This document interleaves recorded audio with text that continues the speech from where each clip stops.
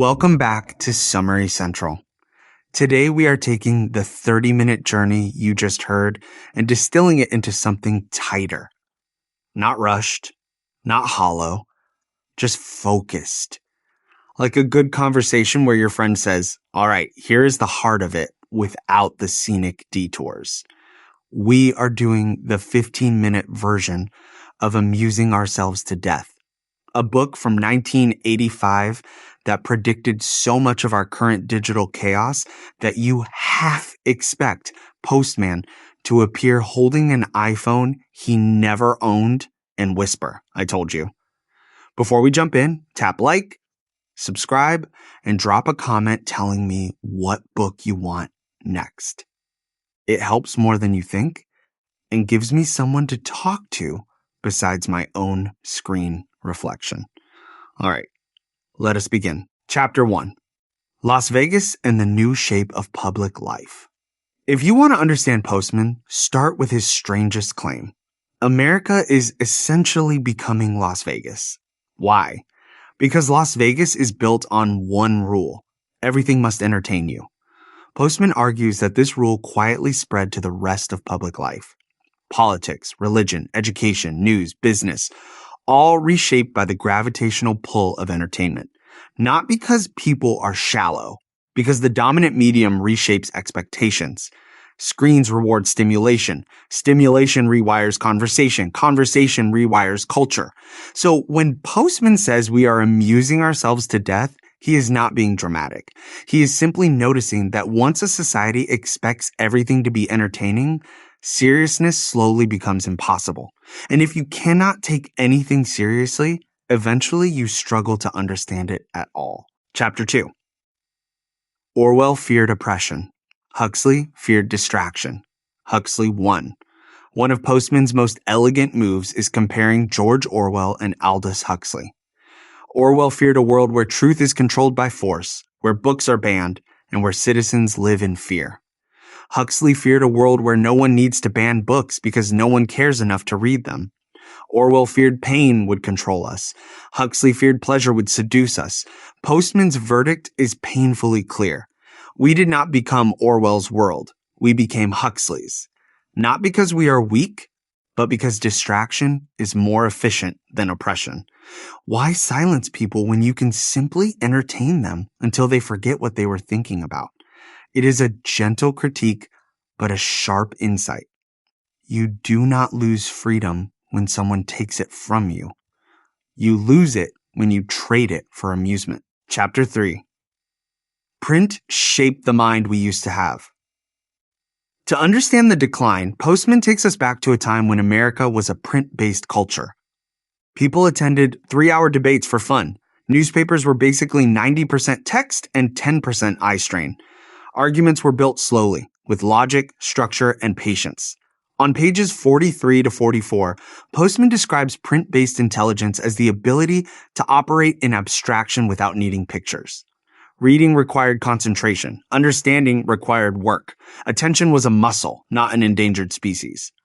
Print shaped a kind of thinking that television could not sustain. Print demands sequence. Television demands immediacy. Print rewards complexity. Television rewards clarity and feeling. That shift is not moral. It is mechanical. And once the mechanics of communication change, the habits of thought change with them. Chapter 4. Television reshaped truth without intending to. Postman never says television is evil. He says television is entertaining. And that single trait changes everything. Television cannot support long argument. It cannot sustain complexity. It cannot reward stillness. So eventually, everything that moves onto television must adapt to the rules of entertainment or disappear. This is the heart of his argument. Mediums do not just transport ideas, they transform them. A sermon on television is not the same as a sermon in a church. A political debate on television is not the same as a printed debate. A news broadcast is not the same as a newspaper. Television takes serious domains and subtly reconfigures them into emotional performances. Not maliciously, automatically. And once you get used to receiving information through entertainment, you start expecting entertainment from everything. You stop tolerating slowness. You stop seeking depth. You stop expecting ideas to take effort. It is not a character flaw. It is a cultural side effect. Chapter 5. News becomes a spectacle. The now this world. One of the most unforgettable parts of the book is Postman's analysis of television news. He calls it the now this format. A tragedy happens. Now this. A celebrity releases a product. Now this. A war escalates. Now this. The phrase is more than a transition. It is a worldview. News is no longer a coherent narrative about the world. It is a collection of emotional jolts packaged inside entertainment segments. You become aware of events but not informed about them. You feel emotions but do not build understanding. You care intensely for 12 seconds and then forget instantly. This is what Postman means by the peekaboo world. Information pops into view and vanishes before it can form meaning. The danger is not misinformation, it is miscontextualization. You are told everything but understand nothing, and because you cannot act on what you see, you slowly learn that caring is optional. Awareness without agency creates numbness. Chapter 6. How a visual medium turns explanation into presentation. This section describes how any activity changes when it moves into a visual medium. A visual system cannot display internal reasoning. It shows only surface-level cues. As a result, the focus of communication gradually shifts. In this environment, extended arguments lose prominence because they cannot be represented easily. Visible qualities such as lighting, framing, posture, and expression become central. These adjustments do not reflect changes in the underlying ideas. They simply align with what the medium can present. A visual medium compresses complexity into recognizable images. It emphasizes clarity, immediacy, and simple patterns. Long-form structure becomes shortened. Depth becomes harder to convey. Over time, the medium shapes expectations. Information is filtered through appearance rather than process. Presentation adapts to fit the visual format. What once depended on careful explanation now adapts to the properties of the system that delivers it. Postman's point is that this shift is predictable. Communication begins to follow those visual rules. Chapter 7. Religion loses its quiet. Religion, at its core, depends on silence, ritual, meditation, and reflection. Television depends on none of those things. So when religion enters television, it must adapt to TV's laws. It must become warm, fast, inspiring, emotionally stimulating, easy to consume. Sermons turn into performances. Scripture becomes soundbite wisdom. Faith becomes a kind of televised positivity. Nothing about that is malicious, but it hollows out an essential dimension of religious life. You cannot televise contemplation. You cannot package stillness. You cannot compress transcendence into a segment. The result is not fake religion. It is entertainment wearing a religious costume. Chapter 8. Education trades struggle for stimulation. Education is supposed to cultivate attention, not chase it. It asks you to wrestle with difficulty, to tolerate confusion, to confront ideas that do not fit on a flashcard. Television cannot replicate that environment. It replaces difficulty with delight. Educational TV tries to make learning fun by removing the parts of learning that actually develop a mind. Struggle, effort, patience. Television gives the illusion of learning. It hands you conclusions without letting you experience the process of discovery. Students become conditioned to expect engagement without work. Teachers become entertainers competing with screens. In the end, education becomes content, and content must always entertain. Chapter 9. The Peekaboo World. Everything appears and disappears before it matters.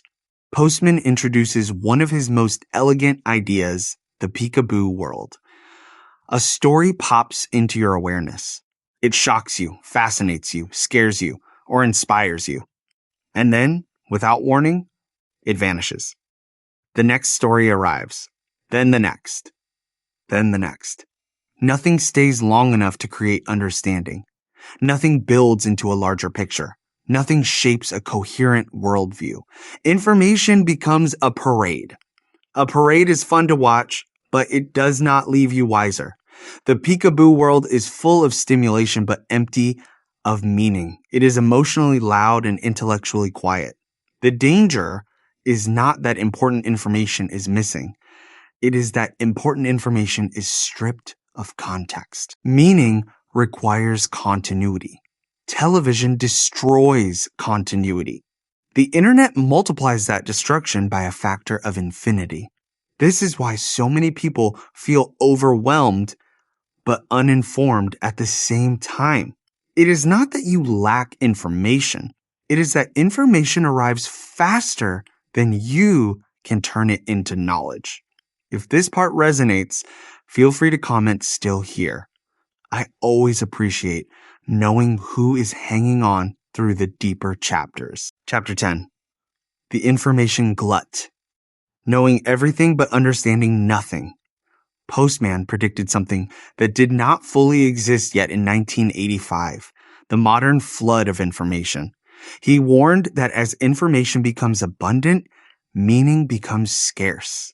And today we live exactly inside that paradox. You can wake up and absorb more news in 10 minutes than a person 2 centuries ago would encounter in a month.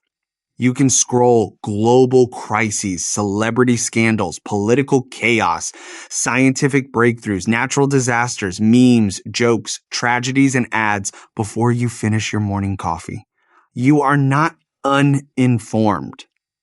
You are over-informed. Over-informed people do not understand more. They understand less. Why? Because the brain is not built to hold unlimited fragments with no structure. Information is only useful if you can connect it, interpret it, act on it. But the vast majority of what you consume cannot be acted on.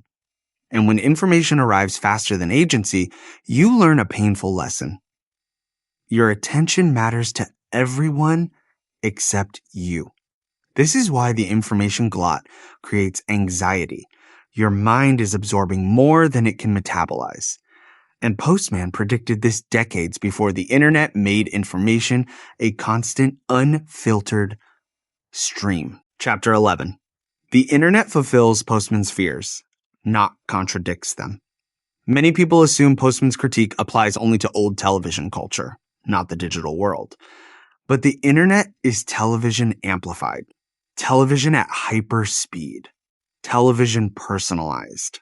Television carried in your pocket like a tiny casino that never closes. Television turned public life into entertainment. The internet turns your private life into entertainment. You perform on social media. You curate your identity for invisible audiences. You consume content at a pace no human brain evolved to handle. Postman warned that entertainment values would invade every serious domain. Today, they live inside every domain. Work requires you to be available, responsive, emotionally branded. Friendships live inside text boxes. News arrives like machine gun fire. Politics is a never-ending influencer war. Even rest requires content. You cannot just relax. You must consume something to relax. The internet did not soften Postman's warnings. It confirmed them. He argued that mediums shape thought. The internet shapes it constantly. He argued that entertainment would colonize seriousness. The internet turned everything into content. He argued that attention would collapse. The internet monetized that collapse. Postman would not be shocked by any of this. He would simply nod and say, yes, that is exactly what happens when a culture adopts a medium that cannot sustain depth. Chapter 12.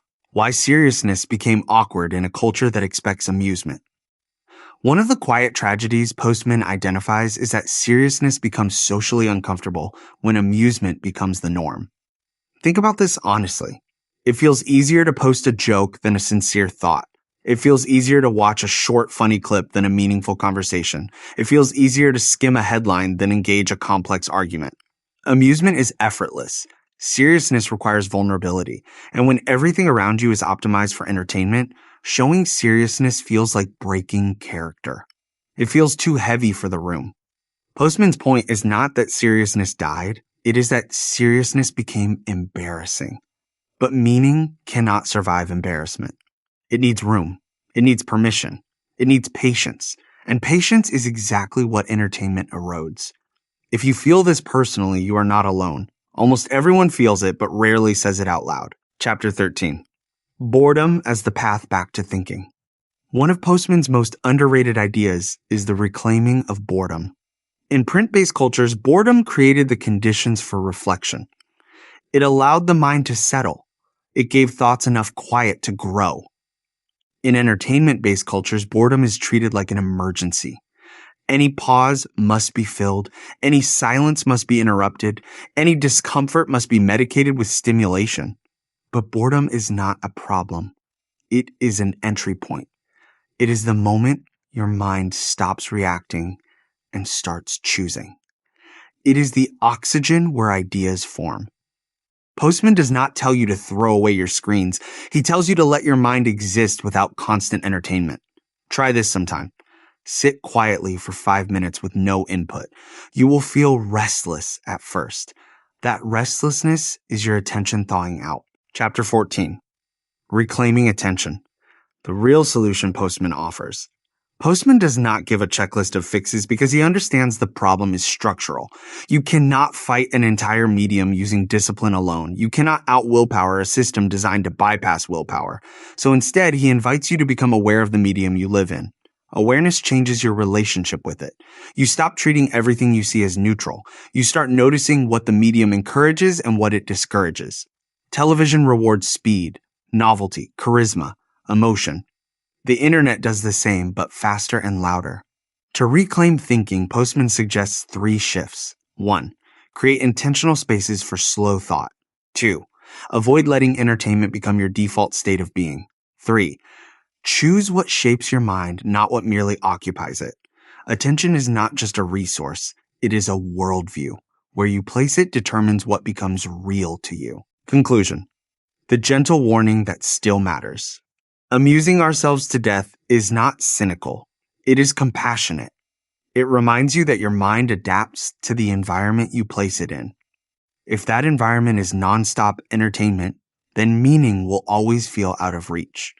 But if you choose even small pockets of slowness, you rediscover the part of yourself that can understand deeply, feel deeply, and think in full paragraphs instead of fragments. Thanks for watching this 15-minute version on Summary Central. If you want the 5-minute version next, hit like, subscribe, and tell me in the comments what book we should cover after this. Your attention shapes this channel. I am grateful you shared it here today.